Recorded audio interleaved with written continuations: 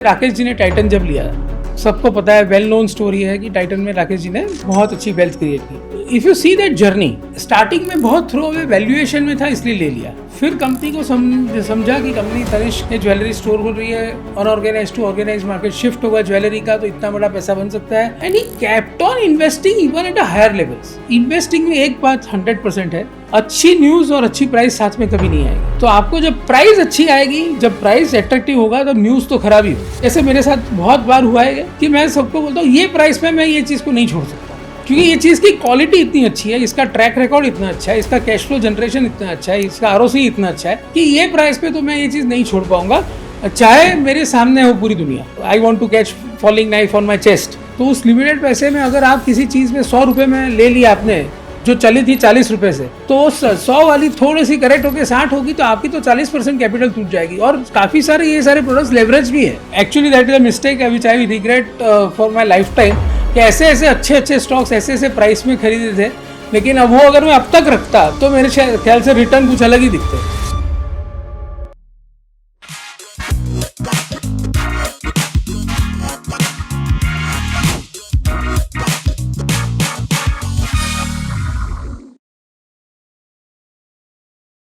Hello everyone, आज हमारे साथ है मिस्टर ठक्कर, जिनके पास इन्वेस्टिंग का 20 साल से भी ज्यादा का एक्सपीरियंस है।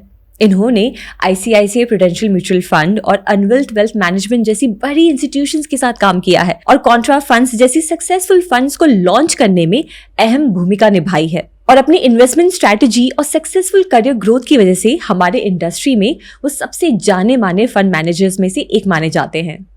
Hello sir. Hello, welcome to Money Talks. आपका मार्केट एक्सपीरियंस और जो कॉन्ट्रेरियन बेट्स है वो तो काफ़ी ज़्यादा इंस्पायरिंग है, एंड आई थिंक हमारी ऑडियंस भी काफ़ी ज़्यादा एक्साइटेड होगी। उनको बहुत सारी चीज़ें और बहुत सारी केस स्टडीज़ और स्टोरीज आप ज़रूर सुनाएंगे, जिससे कि वो समझ पाएंगे कि कैसे आप सोचते हैं और कैसे आपने इतने सालों में बड़े बड़े डिसीजंस लिए हैं। तो आपने आईसीआईसीआई प्रूडेंशियल में कॉन्ट्रा फंड को फ्रॉम स्क्रैच बिल्ड किया था, और आज भी कॉन्ट्रा इन्वेस्टिंग को लेकर लोग काफी ज्यादा कंफ्यूज्ड है कि वो एक्चुअली होता क्या है। तो अगर ब्रीफली अगर आप हमको समझा सके कि होता क्या है। Thanks a lot for inviting me. तो ये मेरा बहुत फेवरेट टॉपिक है बाय द वे, तो thanks for starting very favourite topic of mind. तो बेसिकली हमने जब कॉन्ट्रा फंड शुरू की थी, या जब मैंने इन्वेस्टिंग वर्ल्ड में कदम रखा, मेरा एक ही मानना है, और वो मैंने जो सीखा है, I have learned it a very hard way, कि मैनेजमेंट की क्वालिटी पे कभी भी कॉम्प्रोमाइज़ नहीं करना चाहिए और बैलेंस शीट की क्वालिटी पे कभी भी कॉम्प्रोमाइज़ नहीं करना चाहिए। तो अगर मैनेजमेंट अच्छा है, जैसे पास्ट में अच्छा काम किया है, अच्छा एग्जीक्यूट किया है, अगर बैलेंस शीट में डेट कम है, मेरा जो इन्वेस्टर्स के लिए थोड़ा सा कॉम्प्लेक्स हो सकता है, लेकिन net debt to EBITDA is a number which I focus too much on. अगर वो नंबर 3.5 से ऊपर है, मतलब मैं सिंपल भाषा में आपको बताना चाहूँगा, अगर आप जो भी आपके व्यूअर्स है, कोई ना कोई बिजनेस में है, राइट, आप अगर 100 रुपये कमा रहे हो और आपका डेट 350 से ज़्यादा है, तो मैं उस कंपनी में पैसा नहीं डालता हूँ। और इस एक मैट्रिक्स ने मुझे काफ़ी गलतियों से बचाया है। पास में मैंने भी एक गलती की थी, उससे मैं सीखा और मैंने ये अप्लाई किया, और फिर काफ़ी ऐसी गलतियों से मैं बच पाया। सो ये एक बहुत इंपॉर्टेंट मैट्रिक्स है। तो मैं ये देखता हूँ कि बैलेंस शीट सही हो, कैश फ्लो जनरेट करती हुई कंपनी हो, ऑपरेटिंग कैश फ्लो।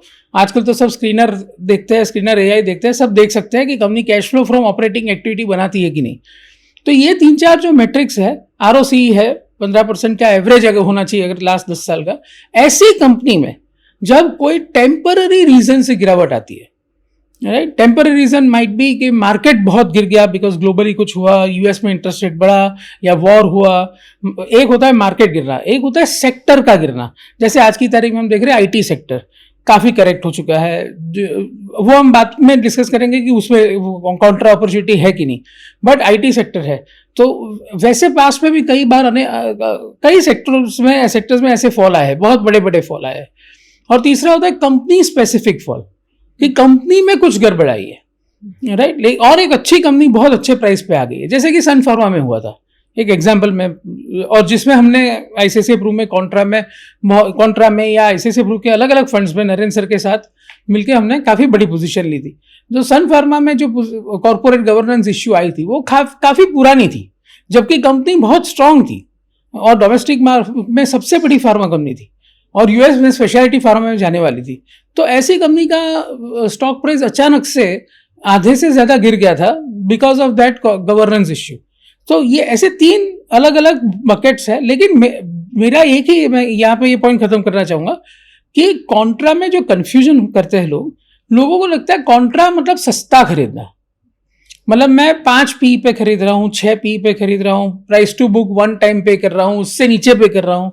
ये कॉन्ट्रा इन्वेस्टिंग मेरे हिसाब से नहीं है। मेरी जो कॉन्ट्रा की डेफिनेशन है वो ये है कि आज की तारीख में अगर एक अच्छी कंपनी को जिसमें स्ट्रक्चरली आगे जाके कोई इश्यू नहीं है, लेकिन आज सिर्फ ऑयल बढ़ गया है इसलिए पिडिलाइट नीचे है, या आज सिर्फ ऑयल बढ़ गया इसलिए एशियन पेंट्स नीचे है, आज सिर्फ एल्यूमिनियम गिर गया इसलिए हिंदाल्को नीचे है, ऐसे जो पॉइंट है वहां पे एक लॉन्ग टर्म व्यू बना कि ये कंपनी के लिए ये कोई बड़ा प्रॉब्लम नहीं है, ये इसको ओवरकम कर लेगी और ये कंपनी बहुत बढ़िया है, और उसके लिए ये डिफिकल्ट सिचुएशन है जो शॉर्ट टर्म है, उसमें कॉन्ट्रा मैं ढूंढता हूं। मैं ऐसा जरूरी नहीं कि सिर्फ सस्ता स्टॉक है इसलिए उसको लेता हूं। ये एक मेरे कॉन्ट्रा में, इनफैक्ट जब हमने कॉन्ट्रा फंड शुरू किया था, और जो मेरे मेंटर और गुरु है जिनकी वजह से मैं यहाँ हूँ by God's grace, Narendra sir, तो even he looked at the portfolio, he said कि इसको हम क्वालिटी कॉन्ट्रा का नाम देते हैं। कॉन्ट्रा का नाम सही नहीं हुआ, क्वालिटी कॉन्ट्रा करते हैं, बिकॉज पूरा पोर्टफोलियो क्वालिटी स्टॉक से भरा हुआ था जो ऐसे टाइम पे लिए गए थे जब क्रूड ऑयल बढ़ रहा था। तो सबको लगा कि क्रूड ऑयल बढ़ेगा तो इसका मार्जिन घटेंगे, ये सब कंपनी हो गए, और इसलिए ये सब स्टॉक्स पिट चुके थे। तो दैट इज हाउ, अगर आप कॉन्ट्रा फंड का सितंबर 19 में हमने शुरू किया था ये फंड, अगर आप पहले 6 महीने का परफॉर्मेंस देखो तो वहां बहुत बड़ा अल्फा आया था, बिकॉज ये सब क्वालिटी कंपनी सस्ते में मिल गई थी। बिकॉज लोगों को ये डर था कि क्रूड ऑयल बढ़ने से ये कंपनियों पे खराब असर होगा, तो जो शॉर्ट टर्म इन्वेस्टर्स होते हैं या ट्रेडर्स होते हैं उन्होंने उन स्टॉक्स को डंप कर दिया था जब हमने वो स्टॉक्स ले लिए थे। फिर जब, और एक बात मैं आपको आपके व्यूअर्स को बताना चाहूंगा, अगर मैनेजमेंट सही है तो हर चीज को वो ओवरकम कर लेता है। अगर आप हिस्ट्री उठा के देखिए, JSW स्टील एक समय में उस, आज की भाषा में बात करता हूं क्योंकि अभी वो 1 रुपए का शेयर हो गया है, तब 10 रुपए का था, तो मैं एडजस्ट करके बात करूंगा। 90 रुपए वाला शेयर का भाव 48 हो गया था क्योंकि आयरन और माइनिंग बैन हुआ था कर्नाटका में। 21 साल की बात है सर? ये है 2011-12 की, जब आयरन और माइनिंग बैन हुआ था। मिस्टर जयराम रमेश ने एनवायरनमेंट के लिए सबको माइनिंग बंद करा दिया था, तो अभी उनको सारा आयरन और बाहर से खरीदना था, तो शेयर आधा हो गया था और भाव आज के हिसाब से एडजस्टेड भाव 48 था। वो कंपनी ने एक दिन अपना प्लांट बंद नहीं होने दिया, उन्होंने कहीं ना कहीं से आयरन और की अरेंजमेंट की और प्रोडक्शन किया, बेहतर है। आज वो स्टॉक उस भाव से करीबन 25 गुना ऊपर है, तो 13 साल में वो स्टॉक ने 25 गुना रिटर्न दिया है। और आज की तारीख में भी वो कंपनी सबसे lowest cost converter of steel है।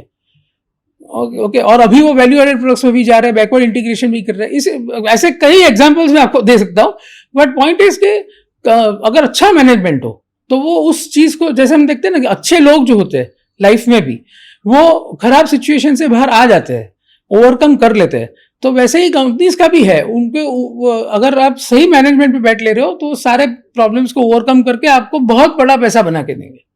और आप आइडेंटिफाई कैसे करते हैं कि सही मैनेजमेंट है? आप वो कॉन्फिडेंस कैसे आता है? तो बेसिकली इसीलिए, जैसे मेरे एनडीटीवी प्रॉफिट के भी काफी इंटरव्यूज में मैं ये बोलता हूँ कि I believe in investing in tried and tested managements. तो मेरा ये, और ये कभी कभी गलत भी जाता है, मतलब गलत जाता है इस मतलब कि कई अपॉर्चुनिटी मिस भी हो जाती है। कि फॉर एग्जांपल, मुझे अगर टाटाज है फॉर एग्जांपल, या JSW ग्रुप है, या कुमार मंगलम बिरला ग्रुप है, सुनील मित्तल, रिलायंस है, अदानी है, तो अगर नोन बिजनेस ग्रुप्स है, नोन मल्टीनेशनल कंपनीज है काफी, राइट, तो जैसे लीवर है तो नोन है कि उसका कॉर्पोरेट गवर्नेंस बेस्ट ही है, राइट। तो उन कंपनीज में जब अपॉर्चुनिटी मिलती है, जब उनका खराब टाइम होता है, आज की तारीख में हम एग्जांपल के लिए बात करें, आईटीसी स्टॉक एकदम गिरा हुआ है, 420 से अभी 280 का भाव चल रहा है। आज की तारीख में आप वो शेयर लो तो आपको 5% डिविडेंड यील्ड है, मतलब 14 रुपया तो आपको डिविडेंड पिछले साल दिया है कंपनी ने। 280 रुपीज का भाव चल रहा है। सबको पता है ये क्वार्टर बहुत खराब आने वाला है, क्योंकि टैक्स अचानक से बढ़ गया, इतना तो वो लोग प्राइस हाइक एकदम से ले नहीं पाएंगे, तो स्टैगर्ड वे में they are increasing the prices. तो और वॉल्यूम भी गिरेगा बिकॉज इतना प्राइस हाइक सडनली लेना पड़ा। तो अभी कंपनी, एज आई सेड, कि अभी कंपनी करेक्टिव एक्शंस धीरे धीरे लेगी, धीरे धीरे स्टैगर्ड वे में प्राइस हाइक होगा, धीरे धीरे वो सिगरेट साइजेस को ऑल्टर करेंगे और उस पूरे मार्केट को समझ के अपना मार्केट शेयर बना रखेंगे और धीरे धीरे वॉल्यूम ग्रोथ आगे जाके आएगी। उसके लिए पेशेंस चाहिए आपको। मैं ऐसा नहीं बोल रहा हूँ कि आज आप लोगे और आपको 3 महीने पर अच्छा प्रॉफिट हो जाएगा। आपको 1.5-2 साल उसको रखना पड़ेगा, लेकिन उस तब तक आपको डिविडेंड यील्ड आते रहेगा और आपका वैल्यू एप्रिसिएशन तब से चालू होगा जब उसमें वापस से ग्रोथ शुरू होगी। उसमें आपको ये पता होना चाहिए कि भाई 3.5 लाख करोड़ का मार्केट कैप है, उसमें 20 से 25% मार्केट कैप अभी एफएमसीजी से आने लगा है। FMCG business is doing very well. This is doing a revenue of 24,000 crores. It is growing by leaps and bounds. And their focus भी उनका वही है कि सिगरेट बिजनेस में डिपेंडेंस घटाना है। तो बेसिकली ऐसे मौके, जैसे आईटी में आज वैसा मौका है। जैसे मैंने अभी TCS काफी जोर से रिकमेंड किया था। इन बिटवीन बजाज ऑटो में ऐसा मौका आया था। बजाज ऑटो में लोगों ने सोचा कि डोमेस्टिक स्कूटर मार्केट, जो हमारा Bajaj was a big thing, right, तो वो मार्केट उन्होंने छोड़ दिया है, उधर उनका मार्केट शेयर लॉस हो रहा है, तो डोमेस्टिक मार्केट शेयर उनका बहुत नीचे आ गया है। तो हमने अभी 1 हफ्ते या 10 दिन पहले की बात है, वो कॉन्ट्रैक्ट कॉल मैंने अभी जस्ट लिया हुआ है कि एक्सपोर्ट उनका बहुत अच्छा कर रहा है। तो मुझे तो प्रॉफिट से मतलब है ना, कंपनी कमा रही है, अच्छा वो कंपनी कमा के 15,000 करोड़ कैश साइड पे रख के जितना भी प्रॉफिट होती है वो डिविडेंड या बायबैक में आपको शेयर होल्डर को दे देती है। तो ऐसी कंपनी जो कमाए वो पूरा पैसा मुझे दे रही है और फिर भी ग्रो किए जा रही है, बिकॉज उसका एक्सपोर्ट मार्केट कोलंबिया में, जैसे कि है कोलंबिया, मैक्सिको, नाइजीरिया, वो सब काफी अच्छा ग्रो कर रहा है। और एक तरफ इलेक्ट्रिक व्हीकल में they are investing big, electric 3 wheeler is doing very well. तो और 20-21 के पीई पे, तो बेसिकली ऐसे, इसलिए मैं बोल रहा हूँ कि नोन नेम्स जो है, जैसे कभी आपको, अब जैसे बजाज फाइनेंस आपको पता है कि कंपाउंडिंग है, हर साल 22-25% से कंपाउंड कर ही रहा है कंपनी। अगर उसमें एक समझो, एक अभी है नहीं ऐसा प्रॉब्लम, बट मैं ऐसे बोल रहा हूँ हाइपोथेटिकली कि अगर 2 क्वार्टर का प्रॉब्लम आया कि कहीं उसको एक आध असेट क्वालिटी एक आध क्वार्टर में वीक आई और उससे स्टॉक यहाँ से 20% नीचे गिर गया, I think that can be a very compelling opportunity, right. So वैसे जैसे बीच में मुरुगप्पा ग्रुप के ऊपर कुछ आया था, तो उसमें चोलामंडलम जैसा बहुत अच्छा स्टॉक काफी गिर गया था, तो वो एक अच्छा मौका था। वो क्या होता है, एक आपको एक मौका देता है वो, कि एक अच्छी कंपनी में आप एंटर हो जाते हो राइट प्राइस पॉइंट पे, फिर वहां से आपकी कंपाउंडिंग 20-25% से भी हो सकती है, क्योंकि नॉर्मल वो 15% से कंपाउंड करता है, लेकिन वो एक जो करेक्शन आया उसकी वजह से आपकी एंट्री पॉइंट सही हो गई, तो आपका फिर 20-25% कंपाउंडिंग होगा, तो आप हर 2.5, 3.5 साल में आपका पैसा डबल हो सकता है। और सर चोलामंडलम का आपने मेंशन किया, उस टाइम पे एग्जैक्टली हुआ क्या था, और जब सब लोग अगेंस्ट थे और आपने फिर भी कॉन्फिडेंस दिखाया, तो वो आप कैसे कर पाते हो, ये आप जानना चाहते हैं? ये सिंपल है एक्चुअली। मैं ये मानता हूँ कि कभी कोई चीज़ एक्सपीरियंस से आती है, by God's grace. Of course God has to be kind to you, कि आपको ऐसा ध्यान में आ जाए वो अपॉर्चुनिटी। बट सबसे ज़्यादा इम्पोर्टेंट है कि अगर आपको उस मैनेजमेंट का DNA पता हो कि ये मैनेजमेंट गलत नहीं करेगा, इसके साथ गलत हो सकता है, गलत तो किसी भी आदमी के साथ हो सकता है, किसी भी कंपनी के साथ, किसी भी बिजनेस के साथ गलत हो सकता है, लेकिन इसके साथ जो गलत हुआ है, he will take corrective steps and he will emerge stronger. मैं आपको एग्जांपल देता हूँ, बहुत बड़ी वेल्थ क्रिएशन, जैसे फॉर एग्जांपल जो कंपनियों ने की है उनकी सबकी अग्नि परीक्षा हुई है, राइट। जैसे फॉर एग्जाम्पल भारतीय एयरटेल 2016 से 2019 में अगर आप याद करो, रिलायंस ने वॉइस फ्री कर दिया था, उसकी वजह से कितनी सारी टेलीकॉम कंपनी बंद हो गई। जो नाम हमने सुने थे, यूनिनॉर, वीडियोकॉन, ये सब मैं नाम आपको बोल रहा हूँ, राइट। तो ये सब कंपनियां बंद हो गई, राइट। वोडाफोन आइडिया भी काफ़ी स्ट्रगल में आ गई, लेकिन सुनील मित्तल ने भारतीय एयरटेल को इस तरह से चलाया, अपने खर्चे काटे, कॉस्ट कॉम्पिटिटिव हुआ, उनका अफ्रीका का बिजनेस था, वहाँ से कैश फ्लो आ रहा था, कुछ भी करके दे सर्वाइव्ड एंड दे थ्राइव्ड। तो आज उनका मार्केट कैप 11 लाख करोड़ पे पहुंच गया है। आज it is the second largest market cap company of India. Reliance is around 17,50,000 crore, Bharti Airtel is 11 lakh crore, and ICICI bank now is 10 lakh crore, HDFC bank. तो मैं ये बोल रहा हूँ कि और कुछ चीज़ें ऐसी होती है स्ट्रक्चरली आपको, जैसे फॉर एग्जाम्पल ICICI बैंक, मैं एग्जाम्पल देता हूँ कि ICICI बैंक के आसपास भी काफ़ी कॉन्ट्रोवर्सीज थी, हमें पता है, राइट। तो लेकिन बख्शी जी आए ओके, और बख्शी जी ने जब पहले एक दो बार इन्वेस्टर्स को एड्रेस किया तो एक फील आ गई कि ये आदमी कुछ तो बहुत अच्छा ही करेगा। एंड आई वुड से कि जब से बख्शी जी आए हैं, उनका पहले क्वार्टर का रिजल्ट आया है, सबको पता है शायद, आई थिंक, मुझे तो एनडीटी प्रॉफिट में लोग बोलते हैं आईसीआईसी बैंक पे अभी बात ही मत करो क्योंकि मैं इतनी बात करता हूँ आईसीआईसी बैंक के बारे में और बख्शी जी के बारे में। मुझे समझ में आ गया कि this person will take company to a next orbit. और आईसीआईसी बैंक का तो बेसिक तो था ही, तो ब्रांचेस थी, they were technologically also very savvy bank. तो तब से मैंने बैक किया, तब 300 रुपये का भाव था, आज 1400 रुपये का भाव है। तब से लेके आज तक जितने पोर्टफोलियो मैंने संभाले हैं, मोस्टली हर पोर्टफोलियो में नंबर 1 होल्डिंग मेरा आईसीआईसी बैंक रहा है, because I trust that person and I trust that he will not do a bad landing. Deposit franchise काफ़ी स्ट्रांग है, खर्चे कंट्रोल में रखेंगे, अच्छी तरह से प्रॉफिट, जैसे कि वो बोलता है कि profit before tax excluding treasury item को वो 15-20% से ग्रो करते रहेंगे, तो उतना रिटर्न तो बनता रहेगा। अगर आप राइट प्राइस पे ले लो, कोई मार्केट के बड़े करेक्शन में ले लो, तो आपका रिटर्न और भी बढ़ सकता है। सर, और आपकी करंट कंपनी फोर्ट कैपिटल की एक स्टेटेड फिलॉसफी है, buy good companies during bad times, buy good companies through quality filter and during bad times through timing filter. तो इन दोनों में से आपको सबसे ज्यादा मुश्किल क्या लगता है? नहीं, मेरे हिसाब से सबसे ज्यादा मुश्किल जो है वो ये चीज है कि अगर किसी कंपनी के लिए या किसी सेक्टर के लिए खराब टाइम चल रहा है, वो कितना लंबा चलेगा, that you can not decide. For example, अगर मैं आज बोलूँ कि टीसीएस अच्छा स्टॉक है, या टेक महिंद्रा अच्छा स्टॉक है, या एम्फेसिस अच्छा स्टॉक है, तो अभी आज तो उसके सामने हेडविंड्स है। आज तो एआई के कारण आपके बिलेबल आवर्स जो है, बिकॉज आदमी कम लग रहे हैं तो आपके बिलेबल आवर्स कम हो रहे हैं, तो वो डिफ्लेशनरी एनवायरनमेंट है। तो ऐसे में आप जब लेते हो कि भाई टीसीएस में क्यों ले रहा हूँ, टीसीएस में 6% डिविडेंड यील्ड है, 7.5% फ्री कैश फ्लो यील्ड है, टाटा की कंपनी है, 50,000 करोड़ का प्रॉफिट करती है, वो मैं ले रहा हूँ। तो मुझे अभी right now I am shooting in the dark, right. मुझे तो सर्टेनिटी नहीं है, राइट, कि कब ग्रोथ लौटेगा, कब अच्छा ग्रोथ आएगा।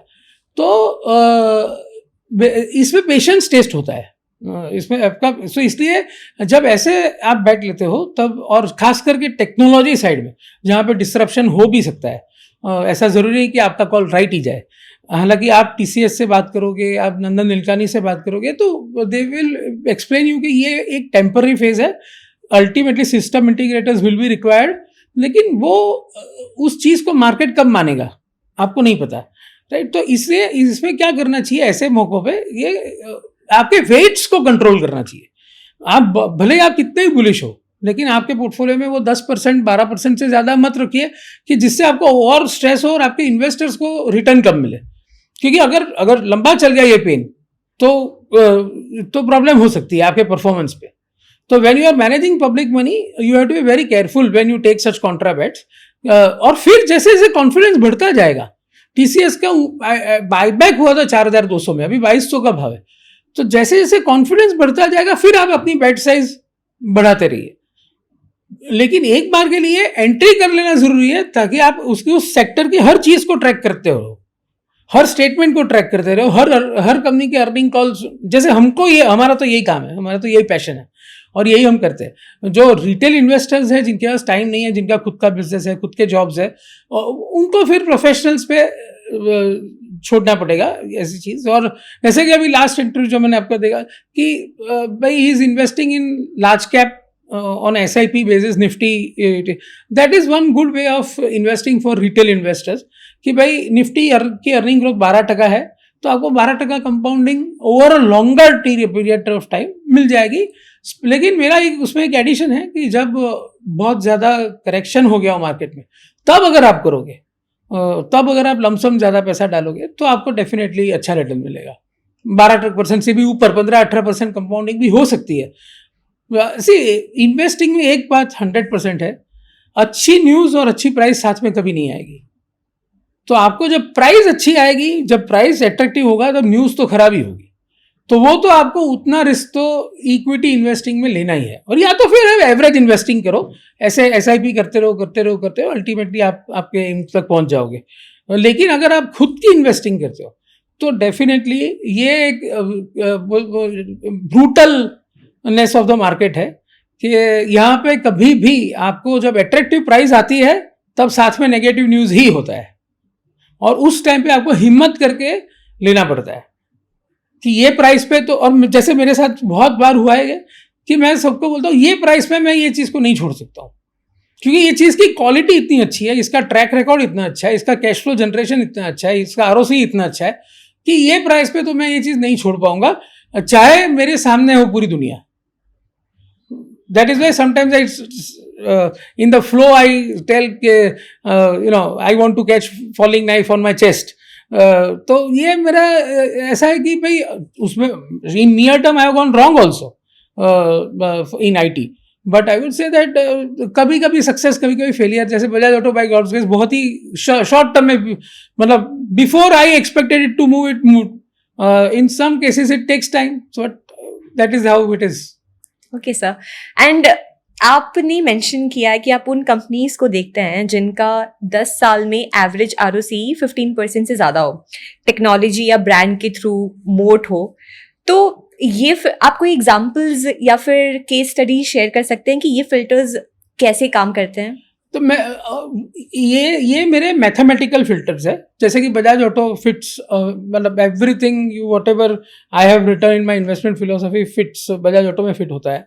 और जैसे मेरा जब ये कॉन्ट्रा फंड था, that time I invested in TVS motors at 500 rupees, and because when I met the management, मुझे ये वाइब्स मिला कि ये कंपनी इतना अच्छा काम कर रही है, इतने अच्छे प्रोडक्ट्स लॉन्च कर रही है, हर सेगमेंट में जा रही है, एक्सपोर्ट में जा रहे हैं, 3 व्हीलर्स में जा रहे हैं, स्कूटर्स में, डोमेस्टिक में जुपिटर काफ़ी अच्छा कर रहा था. तो वो थोड़ा सा एक्सपेंसिव होते हुए भी मैंने ले लिया था, which was actually not my style, but मुझे लगा कंपनी बहुत बढ़िया कर रही है, इस कंपनी को नहीं छोड़ सकते, और मैनेजमेंट एकदम क्लीन, ट्रांसपेरेंट, और कॉर्पोरेट गवर्नेंस का कोई इश्यू नहीं था. तो Bajaj auto, TVS, Mahindra and Mahindra are such examples कि जहाँ पे, और कभी कभी क्या होता है कि बड़ी अपॉर्चुनिटी ऐसे भी मिलती है मैनेजमेंट की चेंज की वजह से. जैसे मैंने ICICI बैंक में बोला, बख्शी जी के आने के बाद जो हुआ, मेरा कॉन्ट्रा फंड आप उठा के देखेंगे तो सबसे पहला मेरा टॉप होल्डिंग था टाटा कंज्यूमर. तो टाटा कंज्यूमर उस टाइम पे ऐसा स्टॉक था जो लोग थक गए थे, 5-5, 6-6 साल से स्टॉक नहीं चला था. 200 रुपये का भाव था, 16,000 करोड़ का मार्केट कैप था. Chandra became the chairman of Tata sons at that time, mister Chandra, whom I respect a lot.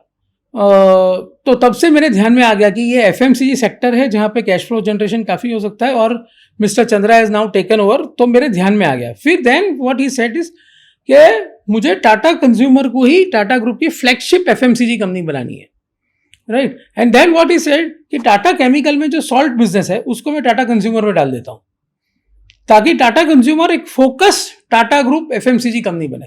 ये मूव जो था, इसने मुझे इतना एक्साइट किया था. उस दिन मैंने 38 लाख शेयर्स खरीदे थे एक ही दिन में, 200 रुपये में, फंड में, कॉन्ट्रा फंड में. तो आज वो शेयर का भाव 1100 रुपया है. तो पॉइंट ये कि हालांकि ये हम बात पे आएंगे कि ये मेरी जो सबसे बड़ी गलती है, that I will talk later on, कि मैं जल्दी बेच देता हूँ. तो आइडेंटिफिकेशन भी बहुत जल्दी होता है और बेचना भी बहुत जल्दी हो जाता है, बिकॉज मुझे लगता है बहुत हो गया, अभी कुछ और ढूंढते हैं, right. That is not right in my view, but वो मुझसे हो जाता है. तो इट्स अ पर्सनैलिटी ट्रेट उसको. तो बेसिकली टाटा कंज्यूमर में ट्रेंट में, फिर सेकेंड टाइम ऐसा ट्रेंट में हुआ था 1200 रुपये के भाव में, जब ऐसा लग रहा था कि Zudio was doing very well, already west side was doing well, star बाजार वॉज जस्ट पिकिंग अप. तो और मैनेजमेंट टाटा ग्रुप था, अगेन कोई प्रॉब्लम नहीं थी गवर्नेंस की वगैरह की. तो मुझे लगा कि यहाँ पे काफ़ी अच्छा ग्रोथ आ सकता है. अगेन आई सोल्ड अर्ली, ऊपर में तो 7,000 चला गया था स्टॉक. बट पॉइंट इज कि ये सब जगह पे management, what I want to stress upon is management की क्वालिटी, उनका execution track record, balance sheet में कम डेट होना, रिटर्न रेशियोज अच्छे होना, और कैश फ्लो जनरेशन स्ट्रांग होना. ये फैक्टर्स मेन है. फिर उसमें क्या होता है कि बीच बीच में उन कंपनियों में भी करेक्शन आते हैं बड़े बड़े, ड्यू टू सम वन और the other reason. That I feel that is a god's gift to investors, और उस गिफ्ट को आपको दोनों हाथ से लेना चाहिए.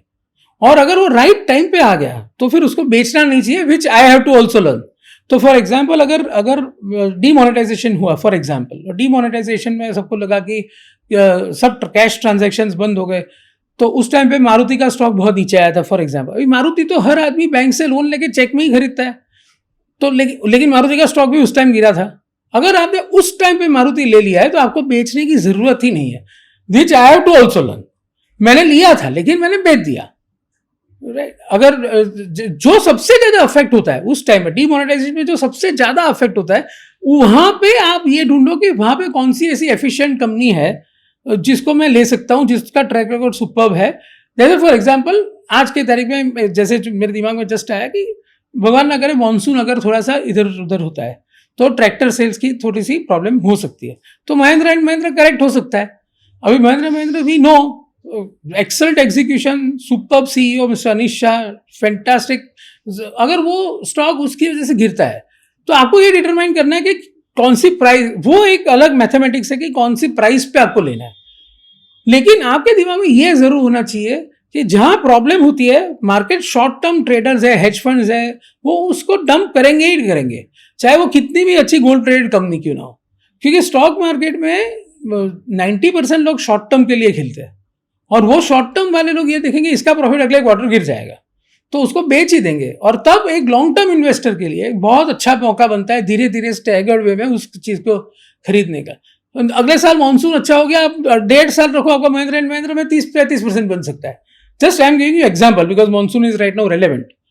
तो जब तुम्हारे जहां प्रॉब्लम है वहां की सबसे बेस्ट कंपनी जिसकी बैलेंस शीट सबसे सही हो, मैनेजमेंट की क्वालिटी सबसे सही हो, वो खरीदो। That is my guru mantra of whatever alpha by God's grace whatever I have generated in my life.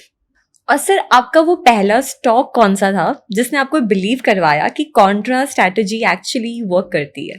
Tata consumer, because Contra fund में ही मैंने सबसे पहले टाटा कंज्यूमर ही लिया था, and that too I bought 8 to 9% of my fund in Tata consumer, and when so many I would say good people were completely against it to buy that stock, because 5 से 6 actually क्या human memory ऐसी है कि recency impact हम सब में आता है। अगर हमने लास्ट किसी जैसे आज की तारीख में काफी चल रहा है राइट कि ब्लू चिप्स, काफी सारे ब्लू चिप्स है जिसने परफॉर्म नहीं किया है। HDFC बैंक ने परफॉर्म नहीं किया है, कोटक बैंक ने परफॉर्म नहीं किया है, TCS ने परफॉर्म नहीं किया है, इन्फोसिस ने परफॉर्म नहीं किया है।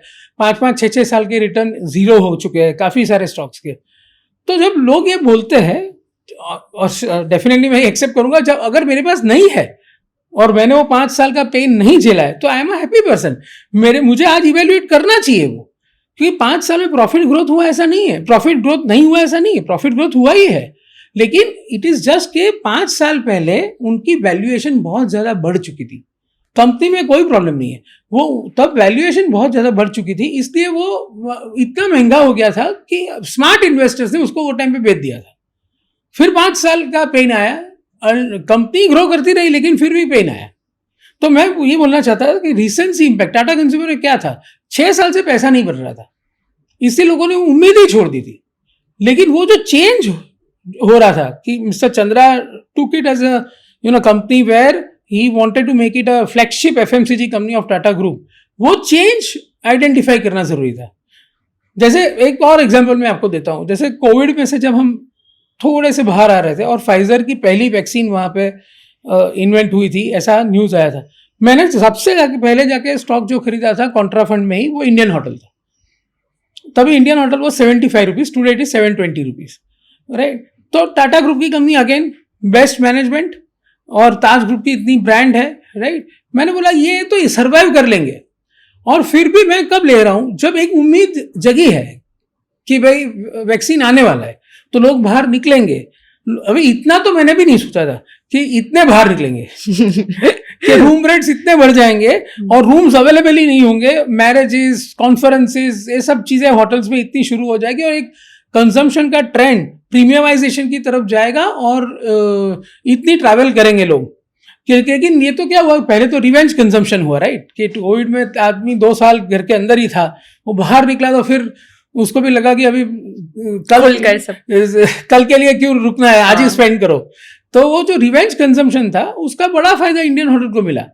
तो मेरा ये again and again why I am referring to Tata group companies और महिंद्रा ग्रुप कंपनीज और बजाज ग्रुप कंपनीज इज कि वो सबसे ज्यादा इंपॉर्टेंट है कि आपको उस ग्रुप में उस कंपनी जो जैसे कि कोविड में highest affected sector in covid was hotels और थिएटर्स और those kind of out of home entertainment और out of home leisure Yes. Things. तो सबसे ज्यादा अफेक्टेड क्या था, वही था। हाँ. तो वो सबसे ज्यादा पिट चुका था।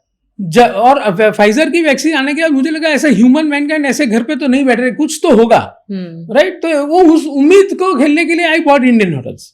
आपने उस समय पे इसके साथ कोई और भी स्टॉक्स बाय किए थे आपने? हाँ, तो टाटा मोटर्स वो टाइम पे 45 रुपीज का भाव था, तो मदरसन सुमी 45 to 65 के भाव प्राइस थे, वो सब जो स्टॉक्स थे। लेकिन वही है, मेरी वही गलती है कि मैं उस स्टॉक्स में जैसे ही मेरे 20-30-40% बन जाते हैं, बहुत जल्दी बनते हैं इसमें ऐसे में, क्योंकि जब आप एकदम I would say throw away price पे ले लेते हो ब्लू चिप कंपनी के स्टॉक, तो कोई ना कोई तो आपसे भी ज्यादा स्मार्ट होता है, वो भी देख रहा होता है, वो भी लेता है, और उसकी वजह से आपको बहुत जल्दी रिटर्न मिल जाते हैं। तो हमें लगता है कि हमारा तो 30% 3 महीने बन गया तो बेच दो, और वहां पे that is a mistake which I regret for my life time, कि ऐसे अच्छे स्टॉक्स ऐसे प्राइस में खरीदे थे। लेकिन अब वो अगर मैं अब तक रखता, मतलब जहां जो पोर्टफोलियोज मेरे, तो मेरे ख्याल से रिटर्न कुछ अलग ही दिखते। जो आज रिटर्न दिख रहे हैं by God grace are good, but would have been stupendous. मतलब यू कैन नॉट कंपेयर के 75 वाला अगर इंडियन होटल आप 720 तक रखते, टाटा कंज्यूमर 200 वाला 1100 तक रखते, तो मतलब returns would have been amazing. तो जितने भी आपने इन्वेस्टमेंट्स किए हैं सर, उसमें से एक कोई स्टॉक जो आप बोल सकते हो कि काश मैं थोड़ा और पेशेंटली वेट कर लेता? वो तो बहुत है, कोई एक जो सबसे तो वो तो बहुत है। मतलब I can, if you ask my colleagues, my friend, my team, people who know me, they will give you minimum 1000 stocks. So basically, because I am a very early seller, जब भाव बढ़ जाता है then I think कि मुझे, जैसे for example I give you good example, कि जैसे राकेश जी ने टाइटन जब लिया, राइट, हमें सबको पता है, वेल नोन स्टोरी है कि टाइटन में राकेश जी ने बहुत अच्छी वेल्थ क्रिएट की। And if you see that journey, कि स्टार्टिंग में बहुत थ्रो अवे वैल्यूएशन में था इसलिए ले लिया, फिर कंपनी को समझा कि कंपनी तनिष्क ने ज्वेलरी स्टोर खोल रही है, unorganised to organise market shift होगा ज्वेलरी का, तो इतना बड़ा पैसा बन सकता है।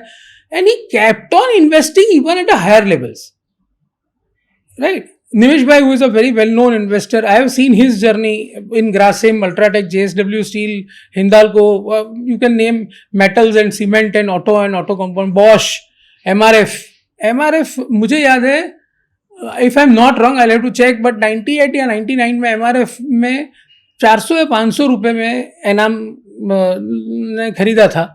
आप सोचिए 400-500 रुपए का स्टॉक 1.5 लाख रुपए के आसपास है, तो, और वो भी टायर बनाने वाली कंपनी, राइट। तो ये 99 की बात है ना? 98-99 की बात है, तो ये टायर बनाने वाली कंपनी, राइट। और मेन बात क्या है कि वो लोग, उनकी ये जो कन्विक्शन है कि 500 रुपए वाला मेरा स्टॉक अभी 25,000 के प्राइस पे है, फिर भी मुझे अच्छा लगता है, क्योंकि उस टाइम पे एमआरएफ की जो पोजिशनिंग थी, जो ब्रांडिंग थी, और जो उसका कैश फ्लो था, उसके हिसाब से जो वैल्यूएशन थी, वो 25,000 के भाव में भी उनको सस्ती लगती थी।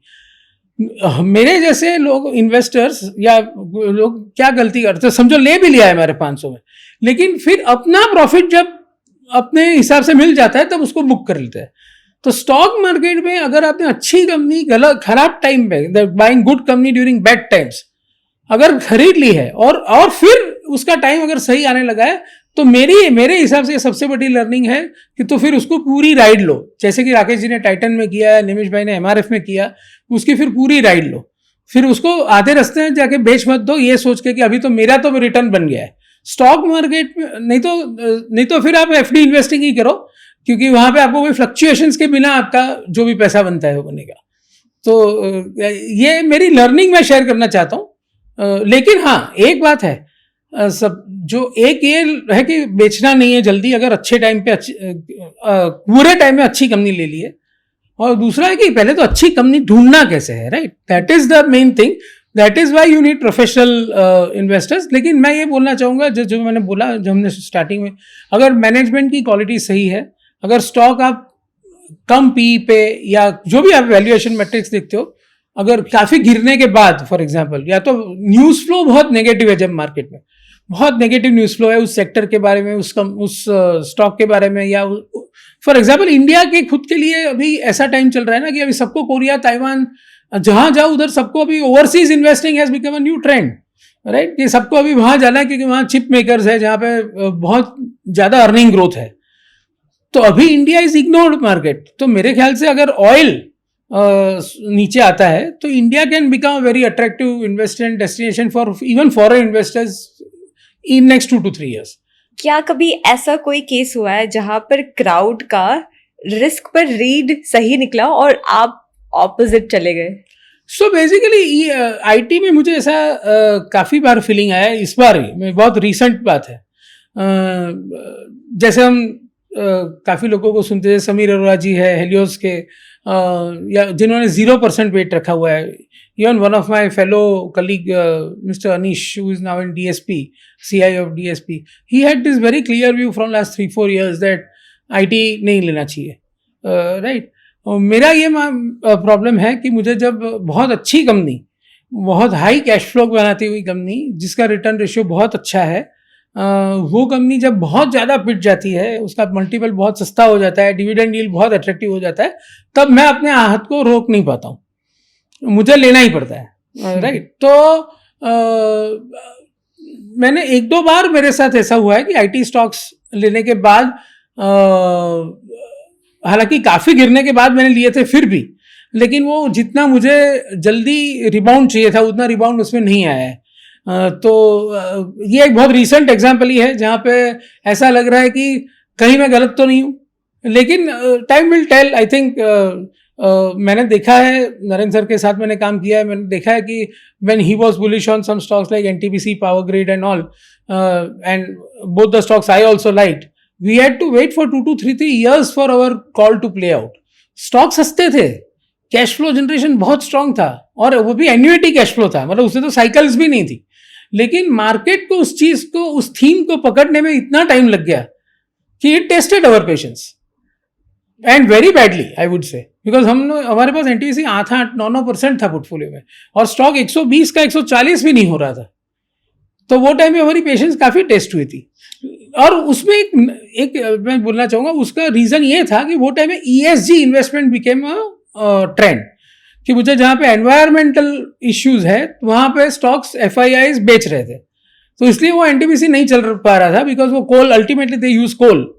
NTPC जो कन्वेंशनल NTPC है जिसका भाव अभी जो 350 चल रहा है, तो वो चलने में वो प्रॉब्लम आ रहा था कि ESG था, तो उसकी वजह से वो स्टॉक नहीं चल रहा था. लेकिन अल्टीमेटली रशिया यूक्रेन के वॉर के बाद ESG का रिलेवेंस कम हुआ. हर इन्वेस्टर ने सोच लिया कि भाई कोल तो लगेगा, और तब से फिर री रेटिंग हो गई, तो स्टॉक वहाँ वो भाव से 3 गुना हो चुका है. So sometimes it test your patience. Even Bharti Airtel has tested patience like anything, because continuously एक तरफ तो आपका हर साल 25-30 हज़ार का कैपेक्स हो रहा था, और एक तरफ तो इतनी बड़ी कंपटीशन आ गई कि वॉइस फ्री हो गया, तो आपके रेवेन्यूज एकदम प्रेशर में आ गए, आपके इंटरेस्ट कॉस्ट वहीं के वही है, डेप्रिसिएशन वही का वही है, तो आपका पैट नेगेटिव हो गया. लेकिन अगर मैनेजमेंट सही था, they came fought back and now they are thriving. So अभी भारती एयरटेल में उल्टा प्रॉब्लम होने जा रहा है. They are going to generate 70,000 crore free cash flow every year, and they are thinking where to invest. उल्टा प्रॉब्लम है, problem of plenty जिसको बोलते हैं वो है, जबकि वो टाइम पे कैश क्रंच हो गया था, but they fought it back. मतलब ये जो एक्सपीरियंसेस हैं कि जहाँ पे आपने बेट लिया था कि कोई परफॉर्म करेगा स्टॉक, बट क्राउड का कहना था कि नहीं, और वो क्राउड सही निकल गया, तो उन एक्सपीरियंसेस ने आपको क्या लर्निंग्स दी हैं? बेसिकली एक बड़ी लर्निंग मेरी ये हुई है कि टेक्नोलॉजी डिसरप्शन के सामने मत लड़ो. That is why I have mentioned in my 4th dynamic fact sheet also that we don't want to fight against technology disruption. अगर टेक्नोलॉजी ही डिसरप्ट हो रही है, और उस वजह से उस बिजनेस को के रेलेवेंस को थोड़ा सा खतरा है, या रेवेन्यूज को खतरा है, या कैश फ्लोज को खतरा है थोड़ा, तो उसमें थोड़ा सा do your work diligently, and मतलब कैलिब्रेटेड पोजीशन लो. इतना ओवरवेट मत हो जाओ कि you go wrong and your returns to your customers and your investors get affected.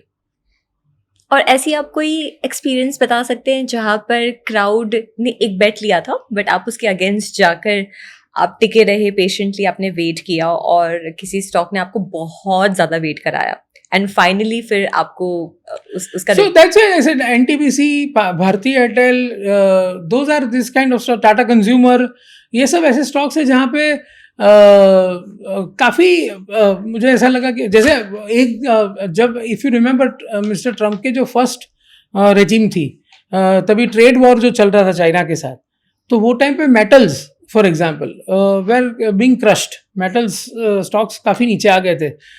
Hindalco 185 वाला 65 हो चुका था. तो and I always like Hindalco as a company. तो वो टाइम पे काफ़ी पेशेंस टेस्ट हुआ था हमारा पोर्टफोलियोज में. But luckily as I said, you know, if you are backing great managements who have great balance sheets, great deep pockets to support their businesses. जैसे हमने देखा है कि जैसे कि कुमार मंगलम बिरला जी की कंपनियों में हमारा काफ़ी इन्वेस्टमेंट्स रहता है. हर बार जब कंपनी में पैसे की ज़रूरत होती है, he himself puts money through right issue, whatever, he himself brings money. So basically आपको कॉन्फिडेंस रहता है कि प्रमोटर भी अपना पैसा लगा रहा है हमारे साथ. जैसे ग्रासिम में अभी 1850 में राइट इश्यू आया था. जब ग्लोबल फाइनेंशियल क्राइसिस हुई थी, right in the middle of crisis, Hindalco में राइट इश्यू आया था at 95 rupees. And you know at that time the stock price went down to 45 rupees. इतना प्रॉब्लम था. But and now we are seeing stock is at 950 and my outlook is that it can double from here also. So I would say that अच्छे managements के साथ अगर लंबे time तक रहो तो it helps you. But yes, as a fund manager of a public money where your performance is measured on every quarterly basis, you cannot be so patient. So that is that is a problem which we as a public fund manager face. So we have to buy success stories and without overpaying for it. Because एक बात जैसे मैंने आपको बोली कि अगर आपको अच्छी प्राइस चाहिए तो टाइम तो खराब ही होगा. वैसे ही उल्टा है, अगर आपको सब कुछ सही चाहिए, दुनिया में कोई प्रॉब्लम ही नहीं है और मैं स्टॉक खरीद, तो वो स्टॉक आप सबसे महंगे में खरीदोगे पीक पे, क्योंकि सबको ही लग रहा है ना कोई प्रॉब्लम ही नहीं है. तो आप तो हर कोई ले ही रहा है उसी चीज को. जैसे आज की तारीख में जो एआई स्टॉक्स या सेमीकंडक्टर स्टॉक्स में जो हो रहा है कि लोग लेवरेज फंड्स लॉन्च कर रहे हैं टू बाय सैमसंग स्टॉक और टू बाय हाइनिक स्टॉक, राइट. तो कि भाई ये इतना क्रेज है लोगों का कि लोग लेवरेज ले लेके खाली वो एक स्टॉक खरीद रहे हैं. Generally it is a sign of bubble, but I would not to call out कि ये बबल है, बिकॉज क्या पता, because we don't have that much of understanding of that sector. Otherwise ऐसा जब होता है कि इतना क्राउड आउट हो जाता है, जब तब जनरली पीक बनने की तैयारी होती है उस ट्रेड की. एंड सर, आप अगर हमारे रिटेल इन्वेस्टर्स को कोई एक ऐसी स्टोरी सुना पाते जो कोई टिप नहीं है बट बस ये बताने के लिए कि ये पूरा अप्रोच एक्चुअली काम कैसे करता है, तो वो क्या होगी? बेसिकली मेरा ये फेवरेट एक थॉट प्रोसेस है कि जैसे एक कंपनी में एक इन्फ्लेक्शन पॉइंट आता है, उस इन्फ्लेक्शन पॉइंट को आप कैसे समझ पाते हो. जैसे मेरा सबसे फेवरेट स्टॉक और हमेशा जो रहा है बजाज ऑटो की मैं बात कर रहा हूँ. बजाज ऑटो में कुछ साल पहले, आई थिंक 3 या 4 साल पहले की बात है, company came out with a buyback कि 4,600 तक हम बायबैक करेंगे. तब स्टॉक का भाव चल रहा था 3,700 रुपया. So stock was 900 rupees below the buyback price at which company wanted to do a buyback. वैसे ही मेरी फेवरेट ग्रुप है, मेरा फेवरेट कंपनी था, तो मैंने थोड़ा स्टडी किया कि भाई स्टॉक इतना क्यों गिरा है. तो उसका रीजन ये निकला कि Nigeria was a big export market for them. तो नाइजीरिया में कुछ पॉलिटिकल इश्यूज थे, डीमोनेटाइजेशन जैसा कुछ था, रेजिम चेंज था. तो जो 60,000 बाइक वो लोग एक्सपोर्ट करते थे वो जीरो हो गया हर महीने. तो that is Y stock came down. Now management very rightly thought that ये टेम्पररी प्रॉब्लम है, राइट, कि भाई वहाँ पे कुछ इश्यू हुआ है तो वहाँ पे मेरा वॉल्यूम गिर गया, इसलिए मेरा स्टॉक प्राइस गिर गया है. तो दे सेड कि हम 4,600 तक बायबैक करने को रेडी है. And promoters did not participate, कि प्रमोटर्स ने बोला हमको नहीं पार्टिसिपेट करना है. And they did a open market buyback और 3,800 रुपये के आसपास तो उनको 65 लाख शेयर मार्केट ने दे भी दिए. And I turn very bullish कि स्टॉक 15 पी पे है, 4.5% डिविडेंड यील्ड है. प्रमोटर 4,600 में अपना शेयर नहीं ले रहा है टेंडर बायबैक में, और यहाँ लोगों ने 3,800 उसको शेयर दे दिए और स्टॉक खाली 15 भी पे था। Top class management, top, as I said, capital allocation में तो उनको कोई पकड़ ही नहीं सकता है, मतलब, और कॉस्ट, फिक्स कॉस्ट को कंट्रोल करने में भी उनको कोई पकड़ नहीं सकता है। That is why KTM and Triumph and are coming to Bajaj auto की you make for us, we will sell it to the world because they have a lowest fix cost, right. So और company में cash ही cash था, 15,000 crore cash तो हमेशा रहता है उस company में। तो रिस्क क्या था? वैल्यूएशन सस्ता था, ग्रुप बहुत बढ़िया था, कंपनी नेट कैश था, कंपनी खुद ऊपर के भाव में शेयर्स लेने को तैयार थी, तो कोई रिस्क ही नहीं था। मुझे समझ में नहीं आया कि मार्केट इस चीज को कैसे इग्नोर कर सकता है, लेकिन फिर भी वो 3,800 वाला आज हम देख रहे हैं, आज 11,000 है, और कंपनी ने अभी फिर से एक बायबैक डिक्लेयर किया 12,000 रुपए में, जहां वापस प्रमोटर ने पार्टिसिपेट नहीं किया। So these are very good signals which even a retail investor can understand कि भाई बायबैक हो रहा है और प्रमोटर नहीं दे रहा है अपना शेयर। मैं नहीं बोलता हूं कि हर चीज में वो राइट जाएगा, there are exceptions in everything.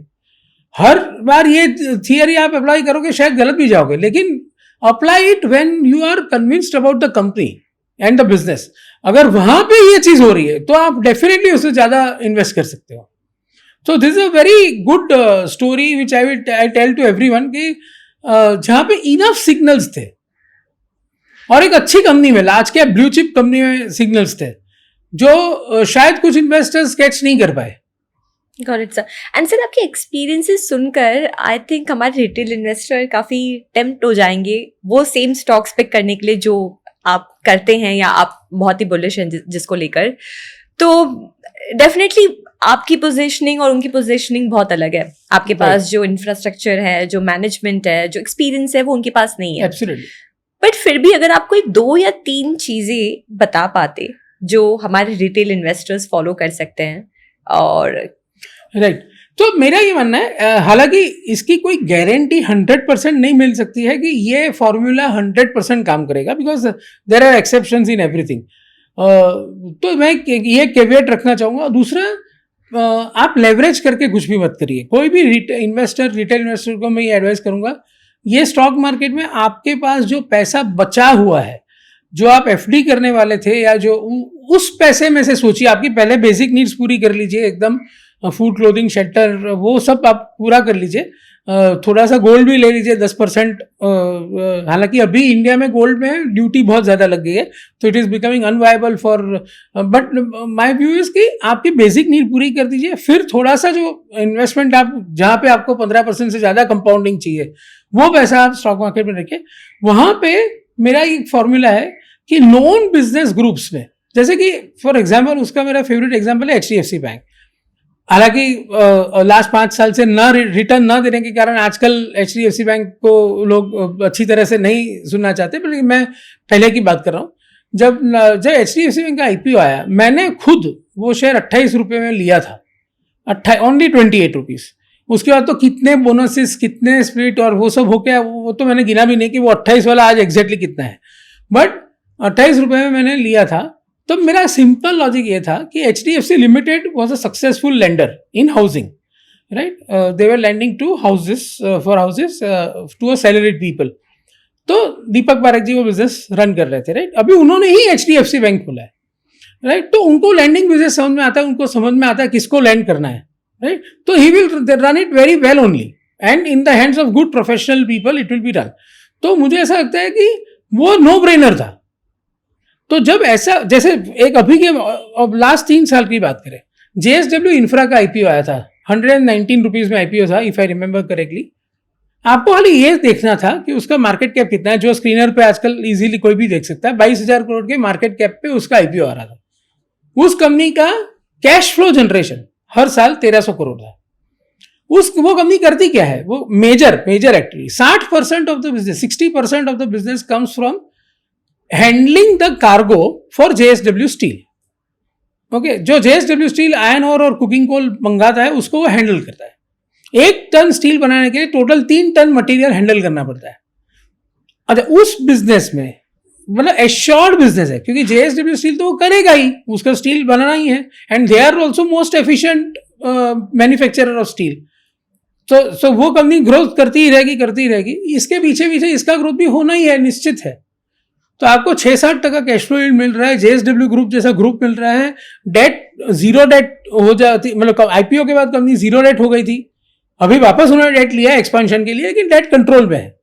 अच्छा, प्री टैक्स ROC 19-20% था, तो मतलब आपको कोई सोचना ही नहीं था, it was a no brainer. In fact हम लोग PMS में थे तो मेरा IPO में वी कुड नॉट अप्लाई, तो I had written and requested to all my investors कि चाहिए तो मेरे PMS से पैसा निकाल के आप, लेकिन ये IPO आप मत छोड़ना, क्योंकि वो JSW group, so what I am trying to say कि एक अच्छे ग्रुप का ऑलरेडी एक चल रहा है, और वही बिजनेस का एक दूसरा एक्सटेंशन जो अभी नया IPO आ रहा है, नया लिस्ट हो रहा है, या वही सस्ते में आपको जब मिल रहा है, वो सबसे आई वुड से कम रिस्क वाली लेकिन बड़ी अपॉर्चुनिटी होती है, जहां आपको सब कुछ पता ही है, मैनेजमेंट की क्वालिटी पता है, उनका एग्जीक्यूशन पता है, उनका कैश फ्लो जनरेशन पता है, आपको उसके ऊपर अभी एक और तरीका मिल गया उसको खेलने का जो सस्ते में मिल रहा है, तो उसको आप मत छोड़िए। जैसे HDFC बैंक का मैंने एग्जांपल दिया, या JSW इंफ्रा का मैंने एग्जांपल दिया, those are very good cases where a retail investor can actually make very good money without taking too much of risk.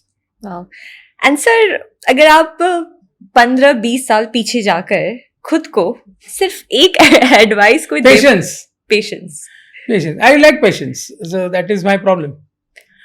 जैसे मैंने बोला अभी, अगर मैं वापस वही चीज पे सॉरी आ जाऊंगा, जैसे इंडियन होटल अगर मैंने कोविड के टाइम पे फाइजर के वैक्सीन लॉन्च करने के बाद मैंने ले लिया है, तो मुझे बेचने की जरूरत ही नहीं थी, right? So there was no need, company was doing all correct things, hotel industry was booming. सिर्फ ये सोच के कि मेरा इतना पैसा बन गया इसलिए मैं बेच देता हूँ और मैं दूसरा कुछ ले लेता हूँ, that was a mistake. Okay sir, अभी आपको आगे सिचुएशन कैसी लग रही है? तो मेरा ये मानना है कि देखिए, मैं डेटा में बिलीव करता हूँ, और मैं इसलिए कोई प्रिडिक्शंस नहीं करता हूँ। मेरा ये मानना है कि अगर ये जियोपॉलिटिकल क्राइसिस लंबी नहीं चली, अब तक तो हमारी गवर्नमेंट ने, RBI ने बहुत अच्छी तरह से इस चीज़ को हैंडल किया है। अभी अगर यहाँ से होपफुली कल क्रूड ऑयल 100 वाला $96 आया है, अगर क्रूड ऑयल कूल ऑफ होता है और 85 की रेंज में या उससे नीचे, तब तक मुझे मेरे हिसाब से इंडिया को कोई प्रॉब्लम नहीं है। अगर 85 भी रहता है तो वो थोड़ा सा कंट्रोल में आ जाता है, तो आई थिंक देन इंडिया के लिए बहुत ही अच्छा फेज शुरू होगा। एक बात इंडिया में जो लोग मिस कर जाते हैं, इंडिया का कॉर्पोरेट डेट टू GDP जो है वो काफ़ी कम है बाकी कंट्रियों से। तो इंडिया की जो कॉर्पोरेट बैलेंस शीट्स है वो बहुत स्ट्रांग है। आप कोई भी कंपनी उठा के देख लो जहाँ पे एक्चुअली कैपेक्स होने वाला है। FMCG की बात नहीं कर रहा हूँ, हिंदुस्तान लीवर, मैरिको, ITC, वहाँ पे तो कैश फ्लो ही कैश फ्लो है। बजाज ऑटो, महिंद्रा एंड महिंद्रा, वहाँ पे कैश फ्लो ही कैश फ्लो है। मैं बोल रहा हूँ Hindalco, JSW steel, Tata steel, जो बिजनेस में रियली पैसा लगता है, या पावर सेक्टर, तो जहाँ पे रियली इंडस्ट्री को पैसा लगाना है भाई, वो सारी कंपनियां लेवरेज वाइज बहुत कंट्रोल में है। ऑफकोर्स एक्सेप्शंस होगी एक दो, लेकिन काफी कंट्रोल में है। तो एक तरफ है कि आपके कॉर्पोरेट्स आर अंडर लेवरेज्ड, और एक तरफ है आपकी बैंकिंग बैलेंस शीट जो है बहुत स्ट्रांग है। मतलब fantastic, the way RBI has managed, the government has turn around PSU banks, it is मेरे ख्याल से उसके ऊपर बुक्स लिखी जानी चाहिए। क्यों कोई नहीं लिख रहा है मुझे नहीं पता। आप इंडियन ओवरसीज बैंक या कोई भी PSU बैंक का 2013 का प्रॉफिट देख लो और आज का प्रॉफिट देख लो, राइट? तो मतलब 10-10 गुना, मतलब लॉस में से आज जितना लॉस था उससे ज्यादा आज प्रॉफिट हो रहा है, इतना बड़ा टर्न अराउंड हुआ है। तो मेरा ये मानना है कि एक तरफ आपके पास ऐसी बैंक्स हैं जिनके पास बहुत कैपिटल है लैंड करने को, जैसे कोटक महिंद्रा बैंक का Tier 1 जो हम बोलते हैं, Tier 1 CET1 इज 22%, मतलब it is the most well capitalised bank amongst large banks I think in the world. तो मैं ये बोलता हूँ कि उनके पास लोन देने की कैपेसिटी है। यहाँ पे जो कॉर्पोरेट्स हैं उनकी बैलेंस शीट इतनी लाइट है कि वो लोन ले सकते हैं और उसको इंटरेस्ट भर के भी कमा सकते हैं। तो पॉइंट इज, ये जो कॉम्बिनेशन है ना, ये कॉम्बिनेशन कब से प्ले आउट इसलिए नहीं हो रहा है, और वर्चुअस पॉजिटिव साइकिल इसलिए नहीं हो रही है कि कंटिन्यूस कुछ ना कुछ इवेंट्स हो रहे हैं। जैसे पहले टैरिफ हुआ, पहले 20% टैरिफ, फिर 50% टैरिफ, फिर कुछ महीनों के लिए वो 50% टैरिफ रहा, फिर तुरंत उससे पहले रशिया यूक्रेन वॉर था, उसके पहले US में इंटरेस्ट रेट्स बढ़े, अभी ये US ईरान वॉर आ गया। तो इससे क्या है, वो जो एनिमल स्पिरिट जो होता है एक कॉर्पोरेट का, एक एंटरप्रेन्योर का, वो बहुत दब चुका है कि उसको लगता है सब एक बार शांत होने दो फिर हम पैसा इन्वेस्ट करते हैं बिजनेस में। तो वो जो वर्चुअस साइकिल है वो ट्रिगर नहीं हो पा रहा है। अभी आप देखिए ना, लास्ट 3 महीने में आप अगर कोई बिजनेस कर रहे हो, आपका रॉ मटेरियल का प्राइस 60 वाला 100 होता है, 100 वाला वापस 70 जाता है और 70 वाला वापस 110 हो जाता है, तो आप कैसे बिजनेस चलाओगे ऐसे वॉलेटाइल माहौल में? आपके पास पैसा है, आप बिजनेस में इन्वेस्ट कर सकते हो, आपको लगता है कि लॉन्ग टर्म में अपॉर्चुनिटी है, राइट? और कुछ कुछ प्रमोटर्स जैसे कि हिंदाल्को और जेएसडब्ल्यू की बात करें, बहुत बड़ा इन्वेस्टमेंट कर रहे हैं। अभी परसों हिंदाल्को के एजीएम में कुमार मंगलम जी ने बोला कि मैं 50,000 करोड़ का केपेक्स कर चुका हूँ, मतलब अंडर कंस्ट्रक्शन है, और 50,000 करोड़ का और इवेल्युएट कर रहा हूँ। लेकिन ऐसे कुछ ही लोग कर सकते हैं जिनके पास बहुत ही डीप पॉकेट्स है और बहुत ही बड़ी विजन है अगले 10 साल की, 15 साल की, वो कर सकते हैं। लेकिन आप एवरेज अगर बिजनेसमैन हो, अगर आपके साथ ऐसा हो रहा हो कि कभी टैरिफ लग रही है, कभी रॉ मटेरियल का प्राइस 50% शूट अप हो जाता है 2 महीने में, ऐसा प्रॉब्लम हो रहा हो, तो आप इन्वेस्ट नहीं करोगे। So the point is, to cut the story short, थोड़ा सा जियोपॉलिटिकल माहौल, थोड़ा सा ये जो बहुत ही ज्यादा टैरिफ टेंट्रम बोलिए जो भी है, वो थोड़ा सा अगर कूल ऑफ हो जाता है, वो नॉइज, और ऑयल थोड़ा सा नीचे आ जाता है, then India has a very great story for next 2 to 3 years. And I can tell you, अगर चीजें थोड़ी सी प्रिडिक्टेबल रही तो लार्ज कैप्स में काफी सारे ऐसे स्टॉक्स हैं जो मेरे ख्याल से 3 से 5 साल में, मैक्सिमम 5 साल, मिनिमम 3 साल में यहां से डबल हो सकता है। So it's a great opportunity. और ये जो ओवरसीज इन्वेस्टिंग का अभी जो लोगों को आई वुड से चस्का चढ़ा है, ये मेरे ख्याल से गलत टाइम पे चढ़ा है। अभी जब करना था तब नहीं किया है, अभी सब कर रहा है तो सबको करना है। सो आई वुड रिक्वेस्ट पीपल के एक तो पहले आप इंडियन स्टॉक्स जो खरीदते हो उसको पहले समझो। सैमसंग और हाइनिक समझने के लिए बहुत सारे लोग भी फेल हो जाएंगे। जब मेमोरी चिप्स के भाव गिरना शुरू होंगे और वहां पे अर्निंग्स टूटेगी, तो इतना लेवरेज है उस चीज पे कि बहुत ज्यादा प्रॉब्लम होने वाला है। जब होगा तब, मैं नॉट सेइंग कल होगा, लेकिन जब होगा तो आज की तारीख में ऐसा मत सोचिए कि मेरे ये फ्रेंड ने, किसी ने कहीं के थ्रू कोरिया में पैसा डाला, ताइवान में पैसा डाला, या यूएस के टेक स्टॉक्स में पैसा डाला और बहुत पैसा बना लिया, तो मुझे भी अभी वो करना है जी। सॉरी मैं ज्यादा का टाइम ले रहा हूँ, एक लास्ट एडवाइस मैं आपके सारे व्यूअर्स को या रिटेल इन्वेस्टर्स को दे, जब कोई भी असेट क्लास, गोल्ड हो, सिल्वर हो, स्टॉक मार्केट हो, रियल एस्टेट हो, या ये overseas investing as asset class बोलो आप, जो भी है, बहुत चलती है, बहुत ज्यादा चर्चा में है, बहुत ज्यादा सोशल मीडिया में है। जैसे अभी बीच में सिल्वर में हुआ था, राइट, कि 40 वाला सिल्वर $115 हो गया, तो तब मैंने एनडीटीवी पे खुद बोला था कि I am selling my family silver, जब ऊपर बहुत चला गया था। तो मैं बोलता हूँ, जब बहुत ज्यादा यूफोरिया हो जाता है और सारे जगह पे आप जाते हो तब वही बात सुनते हो, और वही, तब फोमो में मत आओ, कुछ मिस नहीं होगा। अगर आप इतने ऊपर में लोगे तो आपका ही सब मिस होगा। इतना आप समझ लो, आप उस असेट क्लास से दूर रहो थोड़े टाइम तक, जब तक वो नॉर्मलाइज नहीं हो जाता है। जब एकदम ओवर हीटेड हो तो बिल्कुल उस चीज के लिए क्रेज मत करो। ये मेरे पास भी थोड़ा बहुत होता, क्योंकि आपके पास बहुत मतलब लिमिटेड पैसा है, तो उस लिमिटेड पैसे में अगर आप किसी चीज में 100 रुपए में ले लिया आपने, जो चली थी 40 रुपए से, तो 100 वाली थोड़ी सी करेक्ट होकर 60 होगी, तो आपकी तो 40% कैपिटल टूट जाएगी। और काफी सारे ये सारे प्रोडक्ट्स लेवरेज भी है, तो आपकी तो पूरी कैपिटल ही वाइप आउट हो जाएगी। तो ये मेरा एक रिक्वेस्ट है हर इन्वेस्टर से कि जहां पे बहुत ज्यादा चर्चा हो, बहुत ज्यादा ओवर हीटेड हो, उस असेट क्लास से थोड़े टाइम के लिए हट जाओ, अपना ध्यान हटा दो उधर से।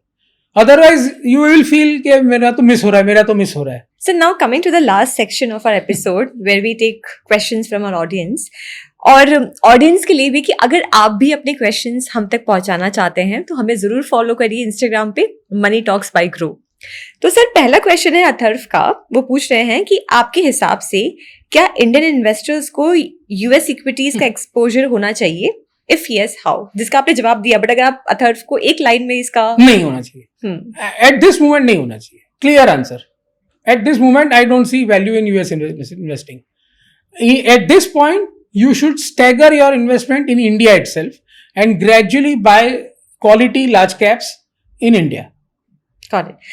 Abhas asks, जब कोई स्टॉक एज एक्सपेक्टेड परफॉर्म नहीं कर रहा हो तो आप उसको लंबे टाइम तक होल्ड करने का पेशेंस कैसे गैदर करते हो? तो बेसिकली उसमें मैं फ्रेंकली बोलूंगा, मैं कोई इसके बढ़ा चढ़ा के कुछ नहीं बोलूंगा। सिंपल है, ऐसा सिचुएशन जब होता है जब हम किसी का पैसा मैनेज कर रहे हो और अगर वो स्टॉक हमारे पोर्टफोलियो में 7-8% है और वो नहीं चल रहा है और वो पेशेंस टेस्ट कर रहा है, तो हमारी भी रात की नींद हराम होती है, उसमें कोई डाउट नहीं है. We are also human beings. और तो हम क्या करते हैं, हम ये करते हैं कि उस थीसिस को घड़ी घड़ी हर बार जाके चेक करते हैं कि हमने जो सोच के लिया था, जो फंडामेंटली जो चीज़ पैन आउट होनी चाहिए थी, वो हो रही है कि नहीं. अगर वो नहीं हो रही है, राइट, अगर वो नहीं हो रही है तो we have to surrender.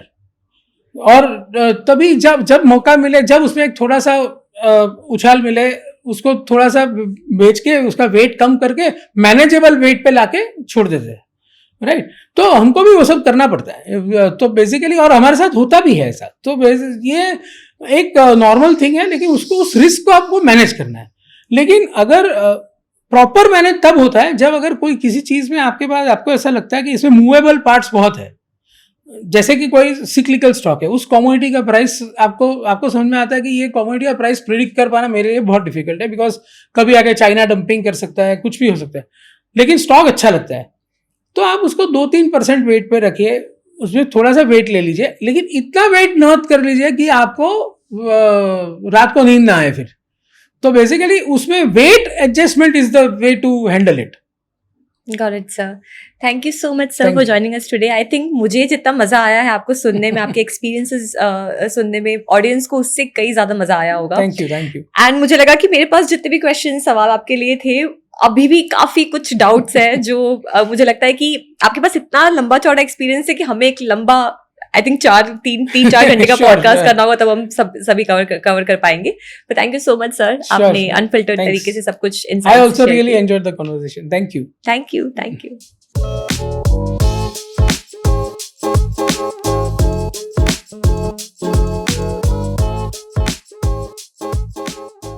Investment in securities market are subject to market risks. Read all the related documents carefully before investing. Please read the risk disclosure documents carefully before investing in equity shares, derivatives, mutual fund, and or other instruments traded on the stock exchanges.